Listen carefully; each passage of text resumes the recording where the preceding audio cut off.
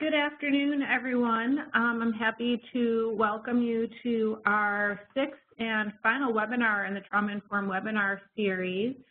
Before we get started, I just want to review the continuing education slides. So you can see here how to get your continuing education contact hour if you follow the steps on the slide. This slide will be shown again at the end, and when you go back to review the slides, if you don't catch the information, you can get that as well. Okay. So this, as I mentioned, is our sixth webinar in our series on trauma-informed care. My name is Elizabeth Meeker, and I'm here with my colleagues Gwen Olton and Cheryl Martin. And we're really excited to wrap up the webinar series with a focus on resiliency. This is really that other side of the coin to trauma, and makes me so excited about the work that we're doing, because there's so much we can do to promote recovery and healing through promoting resiliency. So I know Gwen and Cheryl have a lot of great information to share with us today. So without any further delay, I want to turn it over to them. All right. Thanks, Elizabeth. Yeah, thank you, and welcome everybody. We're looking forward to this last session and our time with you today. And I think we're going to start out today with a little compassion, and that's going to be for Gwen. So Gwen, would you like to share the situation that you're in today, just so people know how resilient you are? Sure, and then they can also know if I stumble on my words. So I have braces, which is no big deal. I had them adjusted, and I had some new gear added in my mouth yesterday. So in a bit of pain this morning, and also literally biting my tongue sometimes while I'm talking. So Cheryl is also going to be patient and resilient with me as I stumble a bit through our words. So when you wince, I shouldn't think it's something I said. It might just be that your tongue is bleeding at the moment, right? Right. Okay, so we're going to start off today by asking you a question. Here it comes. One factor that supports resiliency in the people I serve is, and if you would all type in your responses, what is it you think supports resiliency with the people you serve? And I'll just ask you, Gwen, as you've done things in your career and you've worked with folks that have had a history of trauma, what do you think it is that brings resiliency to them? Yeah, there's a few things. I'm thinking of some of the folks that I work with now in my current role, sort of consulting on trauma-informed practices and the challenges of that, right? Because one of the things that we learned, and you probably knew already, was the pervasiveness of adverse childhood experiences and traumatic events. And so we know that the people who are doing the work and doing the surveying have also experienced many adversities, right? So if I'm thinking about the people that I'm working with in this role, one of the things that seems to especially support resiliency is a sense of community support and caring. So when they have that, it's really, there's a real kind of palpable difference to how resilient they can seem and what they identify. And then in the past, if I'm thinking about a lot of the youth that I worked with, and you know, I will talk in trainings about the #1 resiliency factor is the presence and support of a stable, nurturing, responsible adult.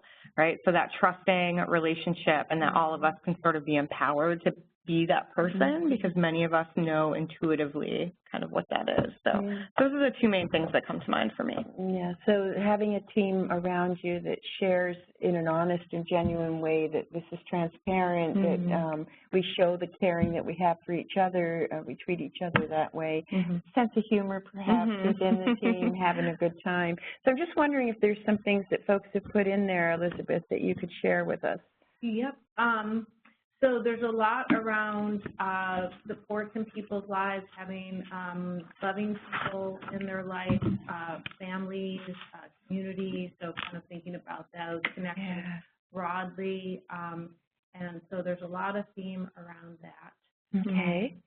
And so it's a lot of really what Gwen said also. It is this support and caring. And when we think about some of the populations with whom we work, that's a very narrow group of people sometimes. And so it really, I hear over and over again this relationship thing. It could be even one person who has a trusting and safe relationship with them that can really make a difference.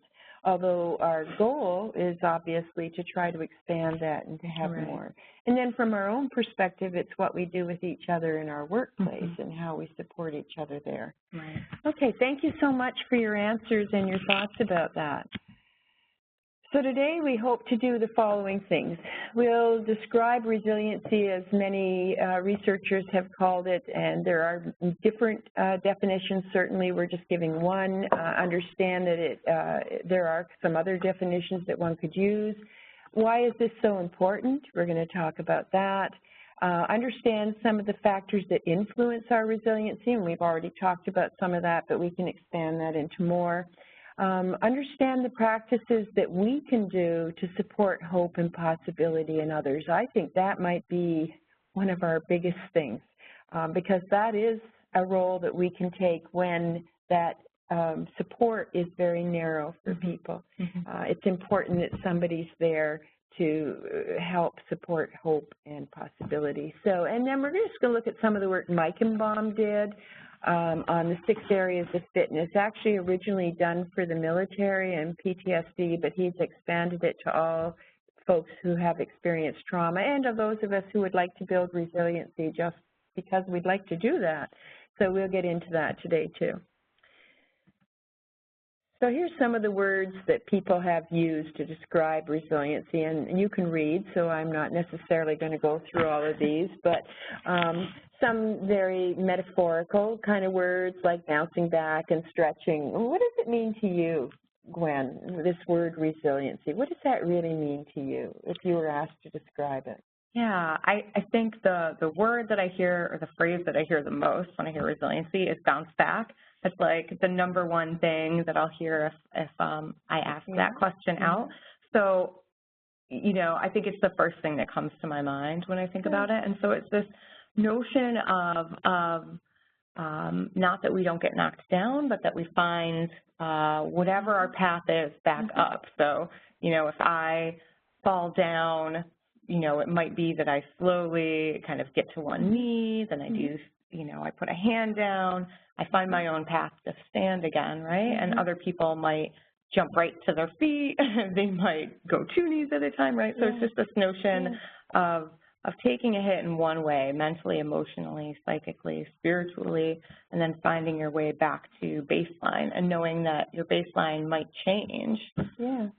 So it sounds like it almost could be a continuum people have as well, that some folks may be, by the way their worldview is or how they think of things, not even have much of an impact at the outset of something that happens, whereas someone else might have a worldview that is more likely to open themselves to a reaction to whatever happened, and then their road back is going to be very different. No two folks, and I just experienced that in a training I did lately where folks find it difficult to understand that some people will take longer, and that it really isn't they want to stay in that pain, but it's a process for them and figuring out how to do that. We really can't know the level of another person's experience. We only can know our own. And I think we've said that over and over again through these 6. But I think that's really important to understand that no two people are going to do this the same way. Yeah. And that the same event will not impact people the same way either. So we'll go forward with that and give the one definition of resiliency: the capacity to adapt successfully in the presence of risk and adversity. So just to break that down again, what's risk and adversity one person may not be to another. Adapt successfully. What the outcome is could be different depending on who the person is.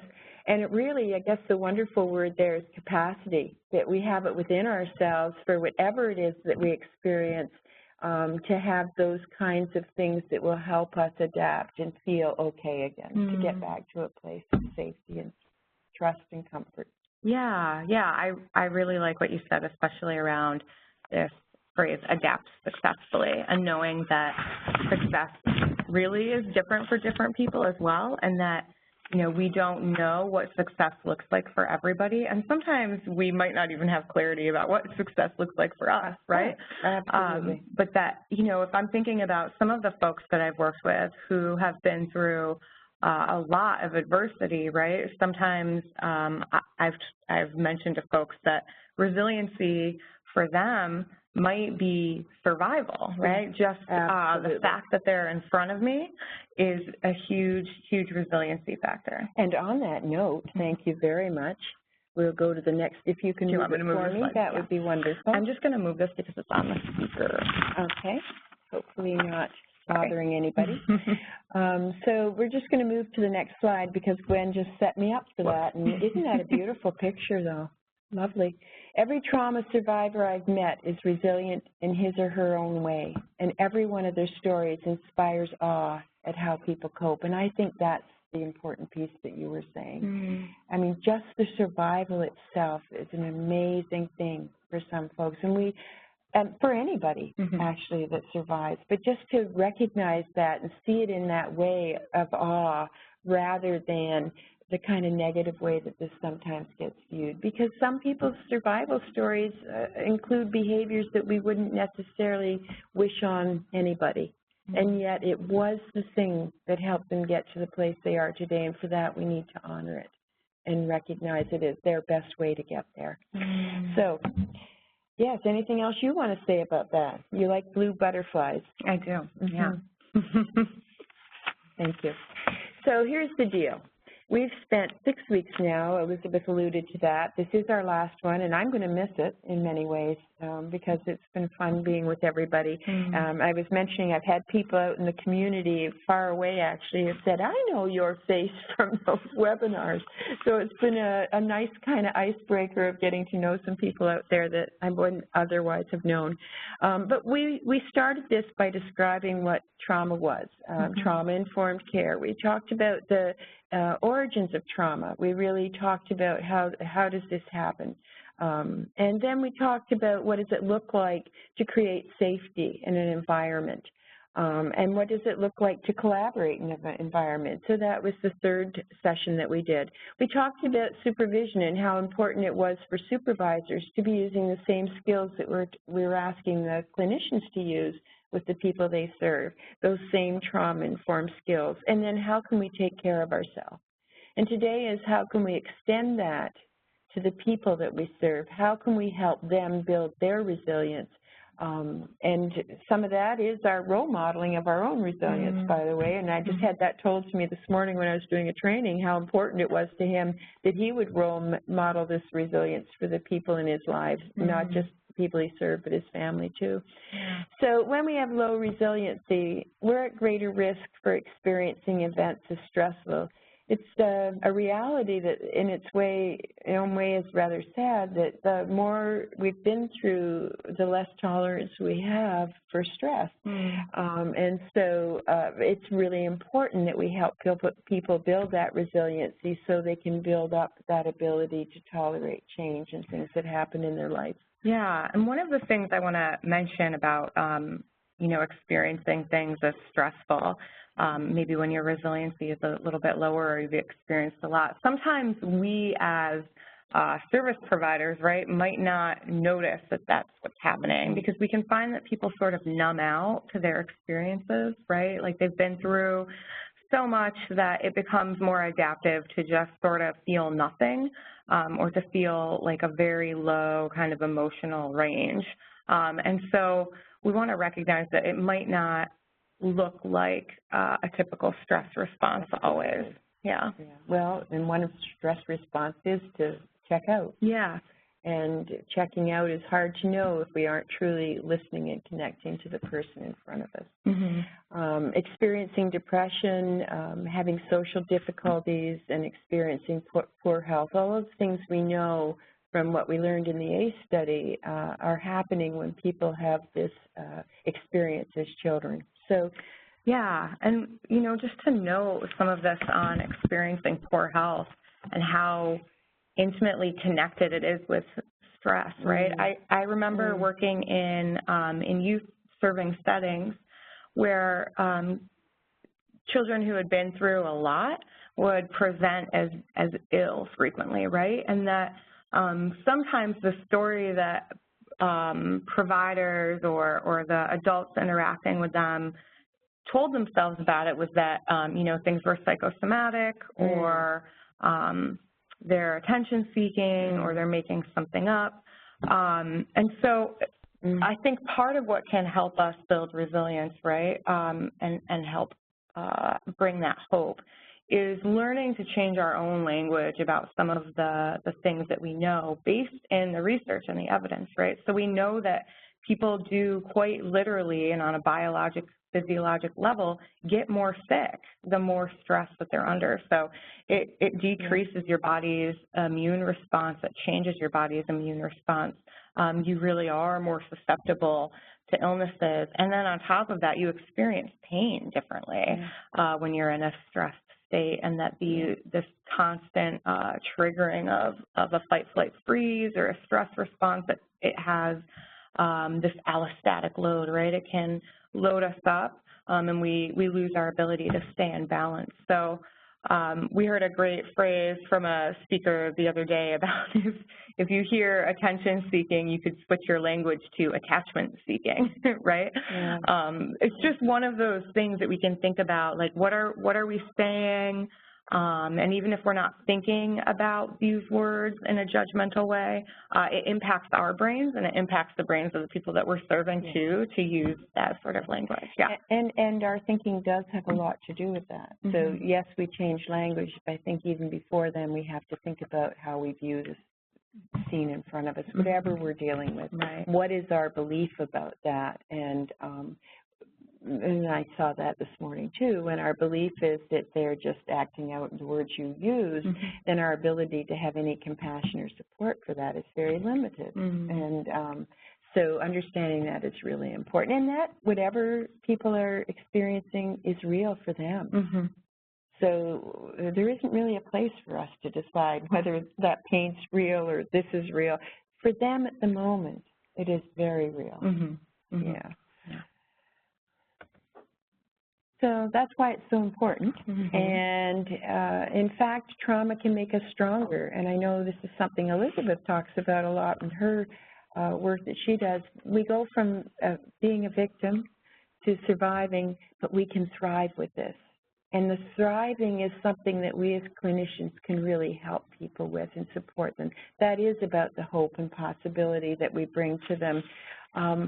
You know, one of the things I noticed in my years working in substance use treatment, which was quite a long time actually, folks really amazed me that when they came into recovery and were able to change the things that were causing harm to them, like their drinking, they didn't just come into recovery. Many of them went into this place of self-actualization that many adults that never had that problem don't go to.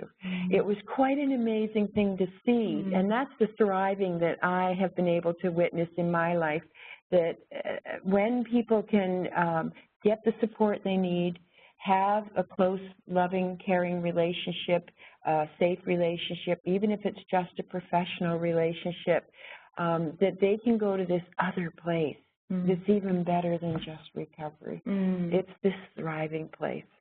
Yeah. So I just want to, I think, like, draw out some of what you were saying, because I think we don't get to touch on it very often, right? This notion that some of the people that you worked with, not only were they able to overcome in a lot of ways the addictions they were struggling with, but then on top of that, they were able to move to a place of growth that you weren't seeing in the regular population. Right. Yeah, it's just quite amazing. A self-actualization that you just are in awe of, just how far they come along, considering what they've been through. Right. It's an amazing, it's an honor to be in that space and see that. Brings me to tears sometimes. There I go again. What contributes to resiliency? Having the ability to access and utilize social support. You've all said that. Everybody kind of gets this thing. It's something we can say, helping it happen can be challenging, and I think we have to be genuine with that, because some of the behaviors that the people we serve engage in are not the behaviors that pull people to them. Right.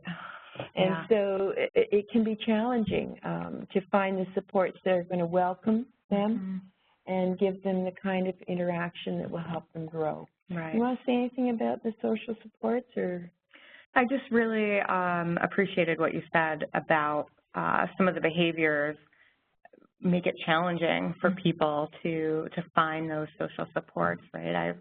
I've talked with teachers before about all of them have a kid that really gets in their heart, right? And they feel this intense compassion and pain for, and if all of the youth who experience trauma were presenting in that way that's connecting, they'd have no problem getting all the social supports and that caring, trusting adult, right? But we know that's not the reality of all the youth who have experienced trauma. The reality is some of them are in your room flipping over every desk and, having a lot of choice words for you, and they also are in a lot of pain, but that behavior makes it very hard to connect. So just honoring how hard this can be too, and how much we have to stretch. Yeah. And so the second one is experiencing self-efficacy, feeling like you have control over your own life and that you can do things successfully. And I think that a lot of that comes from us as clinicians when we're working with people. We have the opportunity to affirm people, to notice their things that they're doing well, even to affirm some of their perhaps issues or behaviors that have not necessarily been healthy for them, but it helped them survive. So how do we honor that in a way that helps them feel like, man, I can do this? So we want to be constantly thinking about that, not doing the things that take away my sense that I can do this, which means we're putting the power in their hands. What? Yeah, I know. We have to really believe they can do it, and that we don't have to show how we do it so much better than them. Experiencing pleasant, warm emotions more often than unpleasant emotions, and that really can have a lot to do with us, too. We have an opportunity to connect with a person in their real place and do the affirmations and not do the judgment. And in that space, people will feel that connection and warmth. Rather than the anger about somebody's judgment or some other thing like that. Having cognitive flexibility and balancing problem solving with acceptance. Think of the serenity prayer. I love that. So knowing what we have control over, what we don't have control over, and accepting it and doing something about the things we do have control over. I think that is really cognitive flexibility at its best. And I think that's something that many people struggle with. Well, he just needs to change.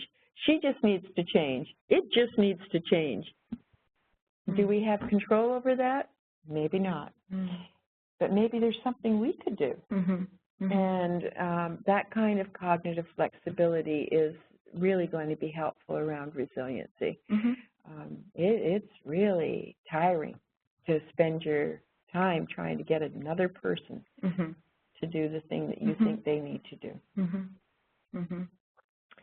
Engaging in behaviors that are consistent with our own values and with their values. So when people have a discrepancy in their life, that's an extremely painful and uncomfortable thing. So if my value is my family, for instance, but I'm spending day after day out at the bars all night and recovering the next day, it is really a deep, painful thing for people. Sometimes they'll say, well, they don't understand the chaos, but yes, they do know the chaos that's happening in their lives. And because you engage in one behavior does not mean that you don't value this other thing as well. It's just that our values and our things are being balanced all the time. And sometimes that's the only way we know how to get through our day. So our role is to help people pull those things together and build on their values and the behaviors that will support them. Yeah, and when I think about this too, I think about all the opportunities that we have to hold up those places where people are acting in ways that are consistent with their values, but we first have to be able to see that strength and that value in the person, and then we have to notice the steps that they're doing that are aligning. And we can notice that that's not a value judgment on our part, right? So if I notice that Cheryl has a value of eating healthfully for herself, and then I notice for 3 days in a row that she eats a lunch that looks very nutritious, right? Like, I can have a conversation with Cheryl and note, like, wow, you really value your health. I've also noticed that you've been bringing these lunches. I know that was something that you wanted to change. You know, how did you do that, or how's that going for you, or just leaving it at that too, right? Like, that's the way that we can notice where people are consistent with their values. It doesn't require us making a judgment for good or bad. And the thing that I like about doing that is that we can have some success sort of snowball, but we have to feel that we have some success at something first. So the skill of the clinician comes in and being able to help someone identify their successes, because it can be very hard for people who have experienced a lot of trauma, or just those of us who are really harsh critics of ourselves. It can be very difficult for folks to see that they're having any success. Folks can understand why my day goes so well when you notice what I'm eating and how well I'm doing on my diet. Thank you. Monitoring your food intake. I have that support and caring. And by the way, it does matter. It matters. And it does help. Having enough. This will be different for everyone, concrete resources. So what does the person need? Not our perception, but theirs, of those concrete things that can help me. So some person might want to be in treatment for something. Somebody else might want to go to a peer group and get that support. So these kinds of resources we have, and even things like housing. What kind of apartment do I want? Do I even want to be in an apartment? So there's all kinds of things that people want. It'll be different for everybody. But having those basic, I would say Maslow's hierarchy of needs, taken care of, really matters. Again, it'll be their view, though, of what that means, right? Not our view of when you've got enough. Right. And I've had that happen. I have that story about the apartment we got, one woman, that was beautiful. Everything in it was lovely, air conditioning, dishwasher, clean, beautiful. And she never had a good night's sleep the entire time she was there. And it was our view of what she would want and would be comfortable for her. And when she moved herself into a place that was much less than that, wasn't particularly clean, had a lot of repairs it needed, was not bright, was dark, she finally was sleeping again. And she knew that all along, and we could only see our vision for her at the time. So I've come a long way from the days when we were doing things like that. So if we could move... The rare jewel you just heard. I rarely hear that Cheryl's made missteps. Oh, well, and not that she doesn't share those, but that I just see her practice so beautifully all the time. Yeah, you know, you learn new things and you realize that, just quickly to share with you, the environment that we had put her in was the kind of environment she was in when all her sexual abuse happened as a foster child. The environment she got herself in afterwards that was certainly not pristine in any way. That was the environment she'd lived in with her mother for 4 years as a child, and that's where she felt safe. And having understood that, it's very important that she be where she's safe, and has nothing to do with any values I have. By the way, my house is not pristine either. We could move forward. I'm honest about that. So how can we contribute to this? Well, we can build that relationship, because here we go again. Relationship. It's about safety and connection, using a style and a way of being that really is collaborative in our hearts, that we really believe they have expertise that they're bringing, that we are not taking an expert role in this, that we engage people and that we support their autonomy. I think that might be the hardest piece, is supporting the autonomy, that we really believe that. Yeah, we really, I see folks really struggle with that one the most, and it's part of one of those things that people are most needing in their conversation with us, right, is to know that you understand that they will make their own decisions. I was thinking of this even while I had kind of 2 dental appointments earlier this week, and I was working with one woman she's really lovely. She has a wonderful sort of communication style overall and builds relationship well. And she said while she was doing something in my mouth, "I'm going to have you do this from now on."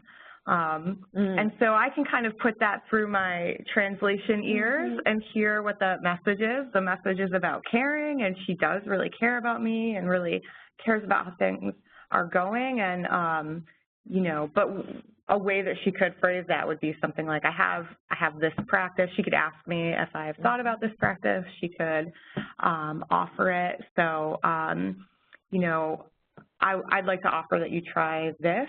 Here's why I'm thinking of doing it. What do you think of that? And just honoring that it's my choice if I do that or not. Right, because absolutely collaboration does not mean that you as a professional don't have some expertise. Right. Or some information you can share. But it is the neutrality of that information, that the other person has the right to take it or leave it, that is so important with this. Right. And that came up today, too, that they were talking about cancer treatment and just, does the person really have a choice? Well, of course they do. Of course they do. Ultimately, it is always the person in front of us, their choice about whether they want to do something or not. Right. So supporting hope and possibility, identifying and affirming strengths, as you said, looking at past successes, always very helpful in building up that sense that I can do something. Reframing and reattribution. So when somebody says, oh, I keep trying to quit smoking and I fail every time, and turning that into, you keep trying. This is important to you, and you keep going back to that, is a strength-building way of saying it. So reattributing it to a positive side of it. And truly, that is very honest. I mean, change is a process, and none of us just go bang, bang. Well, very few of us do. So this idea of trying is very real in that kind of a situation, that they keep trying. Wow, what great grit you have. Yeah. And we see it well in other people most of the time, right? So at least that's my experience of other people's perception. I see that people will notice that others are trying things a lot, like, man, well, he keeps trying to quit smoking, he keeps trying to do X, Y, Z things. But internally, what I'll hear from folks who are in the midst of trying to change a behavior is that they feel like a failure and they ought to just give up because they're never doing it right. And so there's a lot of judgment and negative self-talk about not being immediately successful, even though probably for the most part all of us have experienced not being immediately successful or something, right? But that's just not how it's kind of perceived by the person going through it. So when we're able to reframe that, it is really powerful. Many people have quite literally never thought about their failures as courageous attempts. They just have not. So it really is new information to think about it that way. Yeah, absolutely. And so the last point, responding to confidence talk, I think that's very important too, because sometimes people we serve have big ideas about what they could do or maybe accomplish. And I think it's very important how we respond to that. Even if it feels huge and way too big and they're not ready for that, how we respond to that is going to really make a difference, to either deflate that motivation and that energy or to help build it, but help them maybe build it in a more realistic way. So how would you respond to that when somebody said, if I told you, you know what, Gwen, I'm just going to, let's see, what do I want to do? I'm just going to go back to college and get a 4.0 in my PhD, and then I'm going to work for 10 years. By the way, I'm 67. Probably not going to. Anyway, what would you say rather than to deflate me? How would you respond to that? Yeah, I think I would just mention something like how you've really thought about where you'd like to be in 10 years.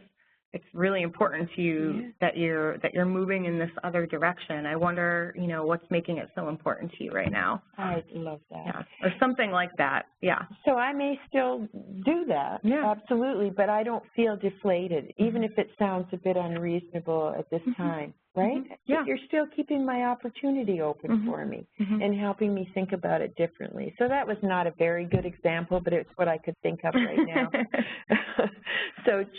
So let's move forward to the next one. So there's many different pathways, and we've brought this up a few times now, and we'll just repeat it again. What works for one person may not work for another. And I know this can be anxiety-producing sometimes in peer work because we've had our own way that we did our recovery, and man, if my way isn't the right way, then I wonder if I'm okay. You know, they need to do it, and we've seen that. We've seen that in some of the AA and places like that as well. So fully understanding that each person will define their own pathway, and that's okay. There's lots of ways to the thing that people want to do. Something you want to say? You've got a No, I'm just agreeing. Okay. Yep. Person-centered caring professionals can facilitate this. We can help people on that path, help them discover what it is that they need, what's important to them, as you asked me about my wish there, why it's important, how confident I am, what would help my confidence, and what would it take for me to make that commitment and do it, right? Yeah, wonderful. And everyone can strengthen their resilience, so there's none of us that can't do something about this. And I think that mindset is that global, that world view we have, that it's possible for everybody. That we aren't putting only these people can do it, but these folks can't. It's just not the truth. The truth is we can all strengthen our resilience. And how a person's culture perceives trauma will influence our path, and that's I think a very important issue to look at. Some cultures have an expectation of bad things happen. So if that's the case, they have a very different response. When it does happen, it's, oh, well, I told you, there it is again, kind of resilience in its own way, right? Whereas others have an expectation that it's not going to happen or that this should never happen. And so our mindset has a lot to do with the path that we're going to take in resilience. And I'm thinking you've got something you really want to say here. So. Yeah, I was just thinking back to when I was in graduate school studying conflict and, you know, practices for post-conflict reconciliation on sort of a global scale, right? And we would look at these case studies of how people would perceive war and practices that happened during war. And so there was one case study I was looking at where folks who, after the war, their religious beliefs held that if there was violence in the community, it was because it was basically a spiritual illness. And so all of them had been overtaken by a spiritual illness. And the way that strengthened their resiliency post-conflict, right, was that they had a narrative that helped them be able to live next to their neighbor again and understand and help even bury each other's loved ones, help heal from the illness that had taken over. And so the narratives that we have as a culture, and we all have them, really do influence. And the thing that I like that's powerful about that is we as individuals have some control over how we interpret our own cultural narratives, right? So we might not like all of them, we might like some of them, we might want to strengthen some of them, we might want to leave some of them, but we have to kind of be aware of what our cultural narratives are first. Yeah, I think the important thing is that we aren't imposing our own narrative on someone else. Right. But we have to know what ours are to even know if we're doing that, right? So that self-awareness is hugely important. Yeah. Okay. So the journey's facilitated when that person experiences a safe and trusting, we're back to it again, relationship in which they can voice their emotions and pain, a place where it finally feels safe to be able to talk about their real inside world that they bring with us every day. So, and the voicing can open up opportunity, understanding, and freedom to find joy again.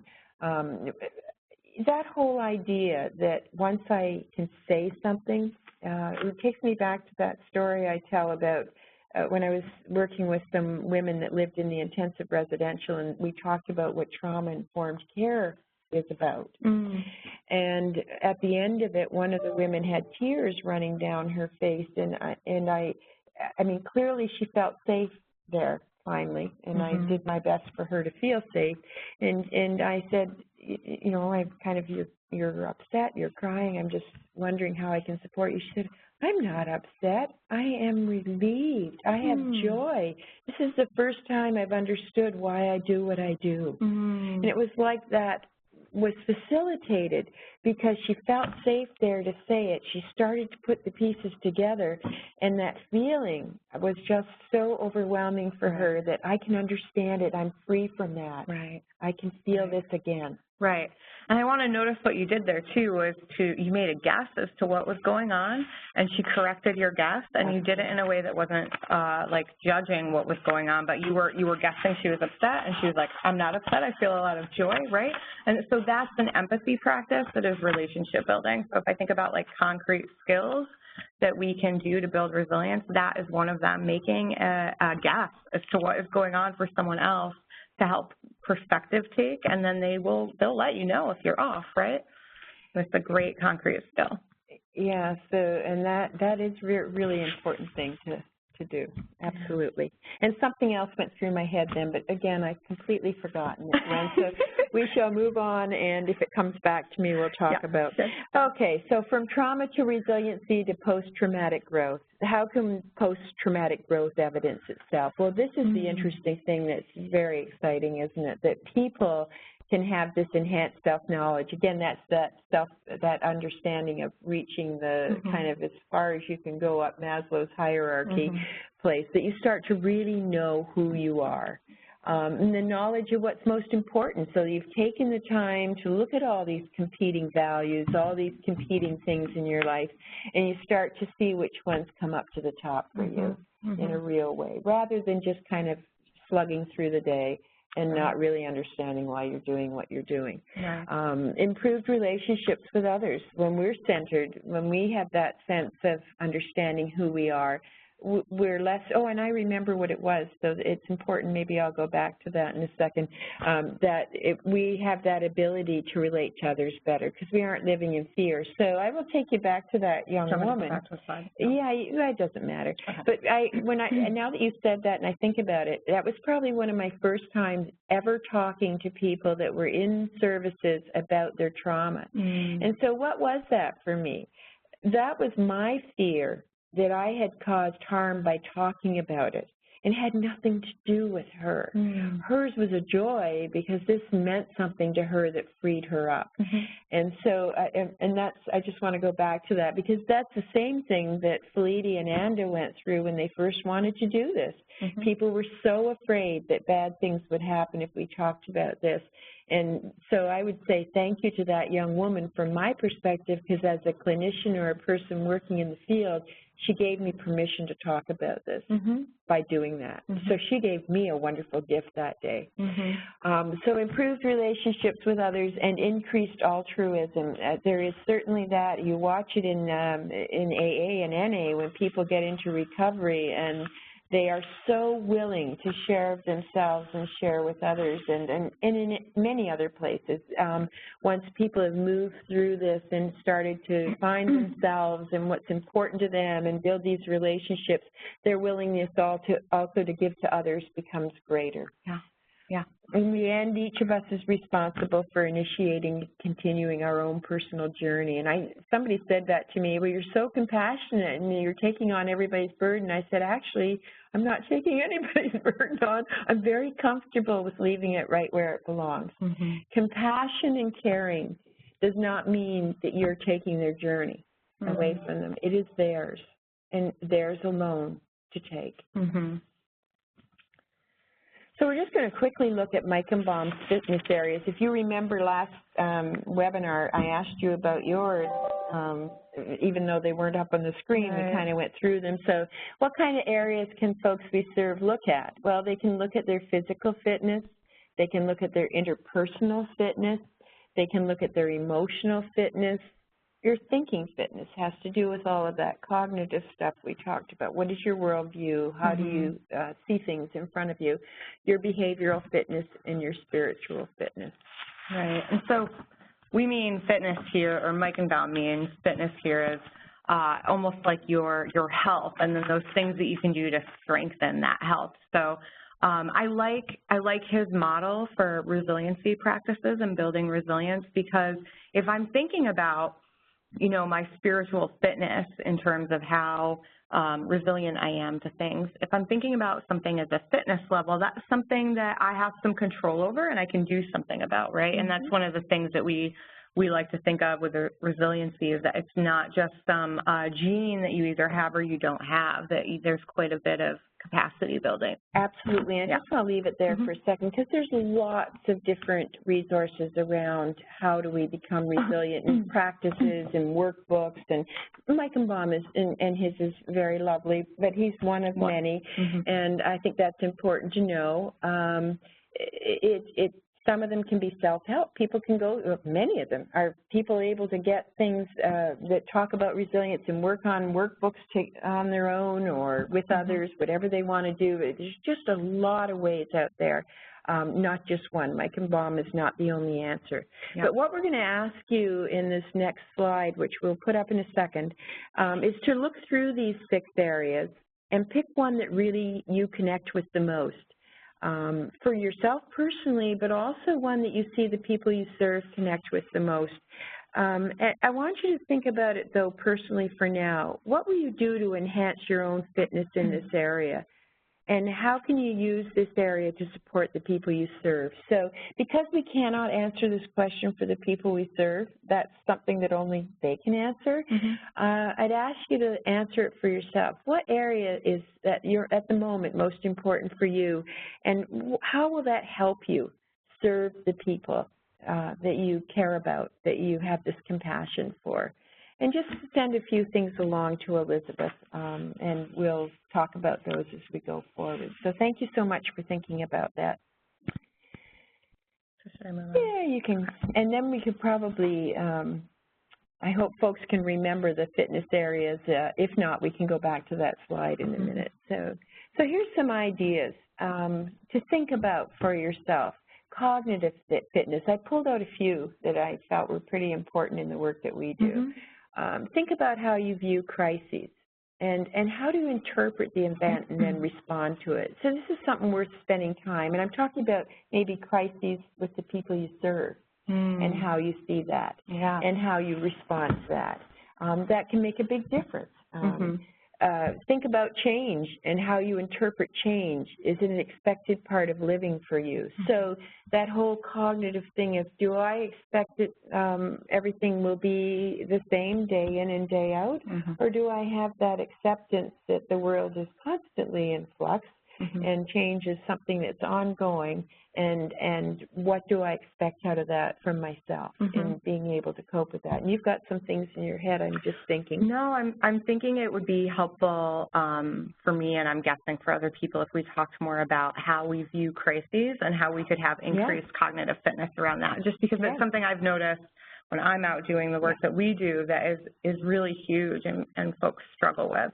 So I'm wondering if you could say more about it. So again, I'll go back to the piece that if to the person in front of me it's a crisis, then it's a crisis for them. But how I respond really makes a difference. So obviously if it's something that's really serious, like somebody standing in the window talking about jumping, it's going to be a crisis response that you're going to get from me. Or if I'm working in the ICU and you've had a heart stoppage, I'm going to do something about that. But when we're talking about less life-threatening and less dangerous kinds of crises, I'm probably going to work very hard to understand their view of this and what they're hoping will happen out of this, and really help them find the solutions themselves as much as I can. So my belief is that the person in front of me is always the expert about their own life, and they know best what will help them get through things. I can give them pieces of information that might or might not be helpful. I'll leave it that way for them to decide. So that's really how I deal with it. My experience has been that these, what I would call non-life-threatening crises, the things that are happening, but I'm trying to think of something something that I need, for instance, for maybe diapers for my baby or something like that, can really go up to a crisis level. When people are given the opportunity to talk it through and think about it, they often find their own solutions. Right. And that they had it all along. Well, much better that they find it and understand that they have that ability to problem solve that and get to that place than for me to just fix it. Yeah. Or for us to take on that feeling of crisis as well, because it makes it very difficult for us to stay in a place where we can support someone in finding the solution to their problem, right? So if I scramble really hard and I get a little bit frantic because I'm just resonating with you and we're attuned because we have this good relationship, and so I think about, oh my gosh, it's going to be so terrible for her, and what are we going to do? We have to get these diapers, and how's she going to get through the weekend? And like, I'm getting amped up and escalated. How willing and how ready am I going to be to support her in finding the solution that will work, right? Not very. And at no time would you act as if it wasn't a crisis for her. It's her choice to have that belief system about it. It's our choice to stay. That's our professional boundaries and our ability to be that calm space for them so that they can talk this through and figure this out. So thank you for that. That's exactly what we're trying to get to. Emotional fitness, think about how you view yourself. Do you strive to develop confidence in your ability to solve problems? So do they overwhelm us, or do we see the possibility and get in there and do them? Do we understand the difference between that, which we can change and we can't? Our outlook on life, do we have hope, and can we see what we want? Can we visualize that? And how we care for ourselves. Are we aware of our own needs and feelings, and do we engage in those activities that we enjoy? We're working on that, aren't we? Yeah, it's so huge, right? It's really huge. It really is, because you have those competing priorities and values, right? Yeah. When people say they just don't care about it, it's rarely the case. It's usually that people are in that place of competing values. Something else at the moment is have it greater weight or gravity than the thing that we are saying they don't care about, but they do. There is something there they do care about. Should we pause and see if anyone types? Yeah, we'd love to hear what people have said. Yeah, so we have a response from someone where they talk about focusing on their thinking fitness and working on their interpretation of success and the high standards that they hold themselves to, and recognizing that that could negatively impact their self-concept if they're holding themselves to unfair expectations, and also how that could affect their relationship with their client if they become discouraged when their client isn't able to kind of reach a place what they interpret as success, and so it ends up being a burden on themselves. Yeah. Oh, I'm feeling so appreciative that someone shared that. It's very alive for me today as I'm thinking about some people that I'm consulting with, and we've been talking about, kind of parallel processing and how, I'm thinking of one person or a couple people that where this fits, right, where they have a high bar for what success means, and in a way that they're kind of constantly in a place of feeling like they've failed because they're A, having trouble seeing the small successes, and B, maybe setting expectations that aren't realistic given the environment that they're in, right? And that then the people that they're supervising are also feeling that, and so now they're having anxiety about that person feeling successful or not, and then also about their own, that nothing they're doing is probably going to be good enough in some ways, and being able to flex. So I know that's not totally what this person was commenting on, but I think it's sort of in that same vein of having some cognitive flexibility with our thinking patterns and reframing some of that. Yeah.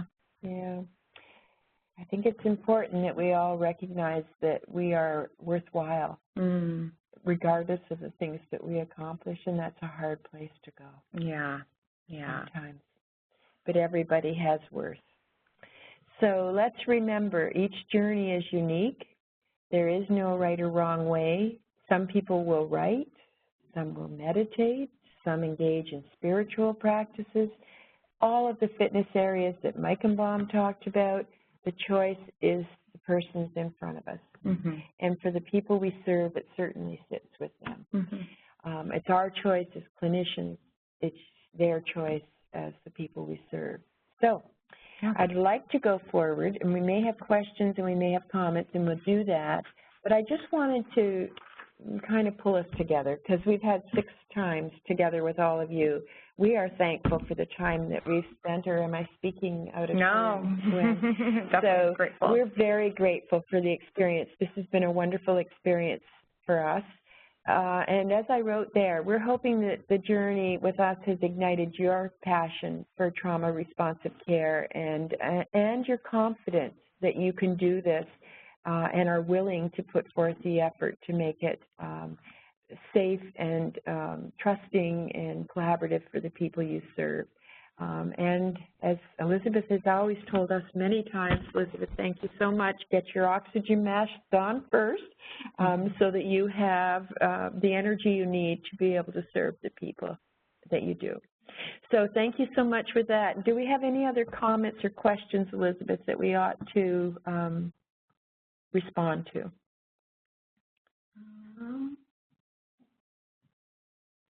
Let's see. I think just there's some additional comments just around fitness, into emotional fitness, spiritual fitness, and I think that looks like that really resonated with people as well. Okay, so and we want to say to that clearly people are giving that gift to themselves of taking care of themselves, that they recognize these things as important and are willing to put the effort in to take care of themselves. That's great to hear. Yeah. You had something else, Elizabeth, that you wanted to say?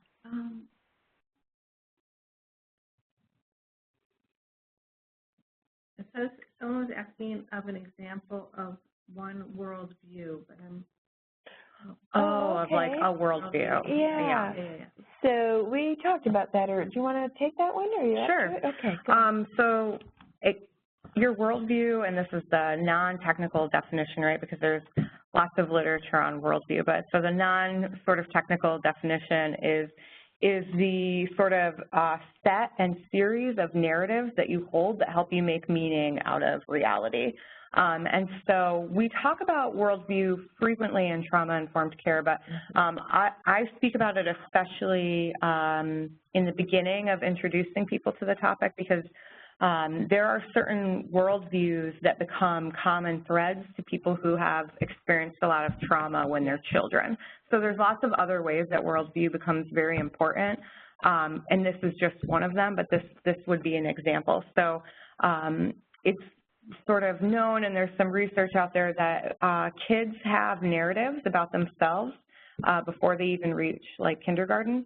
So they have a story that they have created about their place sort of in the world.